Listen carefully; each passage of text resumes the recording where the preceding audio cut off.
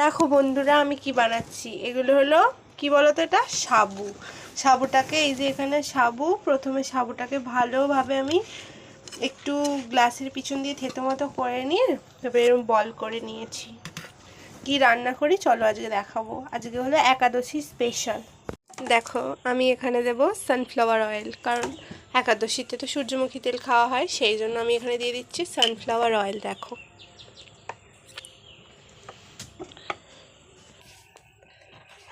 এখানে আমি কড়াতে দিচ্ছি কি জিরে সামান্য, আর দিচ্ছি কি কুচানো লঙ্কা।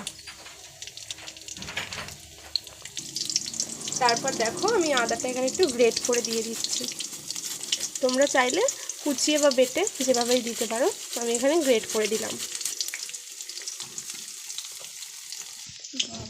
এখানে আমি টমেটোর পেস্ট করে নিয়েছি, এখানে আমি টমেটোর পেস্টটাও দিয়ে দিলাম। তারপরে এখানে আমি দিয়ে দিলাম একটু ধনে পাতা।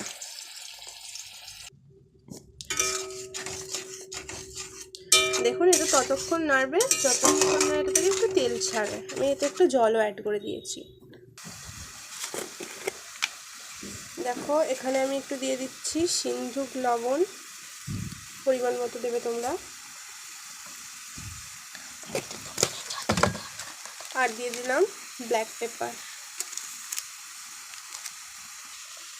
সামান্য একটু চিনিটা দিলাম রঙের জন্য। এটা যেহেতু একাদশীর খাবার সেই জন্য এখানে তো আমরা অন্য কিছু অ্যাড করতে পারবো না শসায়, সেই জন্য আমি এখানে একটু চিনিটা দিলাম কালারের জন্য। দেখো আমাদের মশলাটা বেশ খুব সুন্দরভাবে কষে গেছে। দেখো তেল ছেড়ে দিয়েছে, দেখতেই পাচ্ছ এখানে তেল ছেড়ে কালারটা কত সুন্দর এসছে। এখানে আমি একটু সামান্য জল অ্যাড করে দিলাম। এবার আমরা দেব সেই যে সাবুর বলগুলো। দেখো আমি এখানে অ্যাড করলাম সাবুর এই বলগুলো।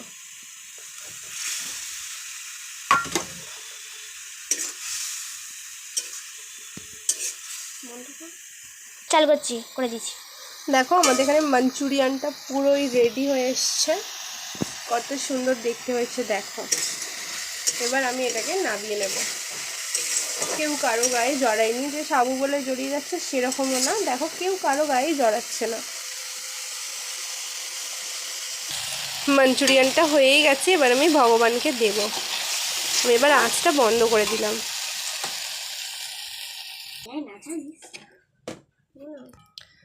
দেখো গোপালকে দেওয়ার জন্য একদম প্রস্তুত হয়ে গেছে। এবার আমি দিয়ে দেবো গোপালকে। দেখো এখানে গোপালকে এই যে ভোগ দিয়ে দিয়েছি। আমি সাবুর পকোড়াও করে রেখেছিলাম, আর এই যে জল দিলাম। এবার তুলসী পত্র দিয়ে গোপালকে খেতে দিয়ে দেবো।